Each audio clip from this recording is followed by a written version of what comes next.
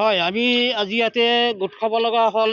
এইখিনিতে আমাৰ অহা ৯ এপ্ৰিলত বিধানসভা নিৰ্বাচন হ'বলৈ গৈ আছে। সেয়েহে আমি এই অঞ্চলৰ আমাৰ ইয়াতে 4টা ৰেভিনিউ ভিলেজ আছে।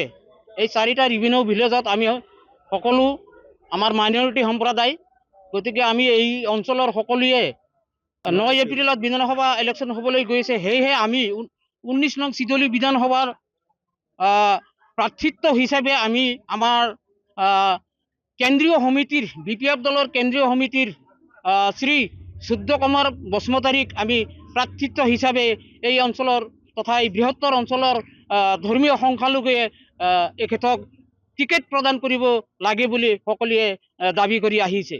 গতিকে আমি এইখিনিতে বিচাৰোঁ যে আমাৰ এই শ্ৰী সূৰ্য কুমাৰ বসুমতাৰীক আমাৰ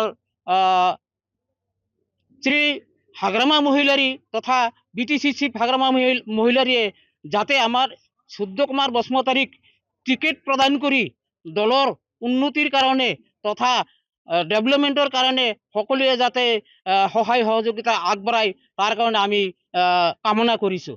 আমি বিচাৰিছোঁ সূৰ্য কুমাৰ বসুমতাৰীক এই কাৰণেই যে এখেত এজন নিষ্ঠাবান, দয়ালু, প্ৰকৃত চৰিত্ৰৰ ব্যক্তি হিচাপে আমি এখেতক বিচাৰিছোঁ। পাৰ্টি টিকেট দিব লাগিব। আমি যিহেতু বৃহত্তৰ এটা অঞ্চল হিচাপে আমি দাবী কৰিছোঁ, এখেতক প্ৰাৰ্থিত্ব দিব লাগিব, এখেতক টিকেট দিব লাগিব। গতিকে আমি এখেতৰ কাৰণে আমি বৃহত্তৰ অঞ্চলৰ সকলো ৰাইজে টিকেট প্ৰদান কৰিবলৈ, প্ৰাৰ্থিত্ব দিবলৈ চিফ ছাৰ মহোদয়ক আহ্বান জনাইছোঁ।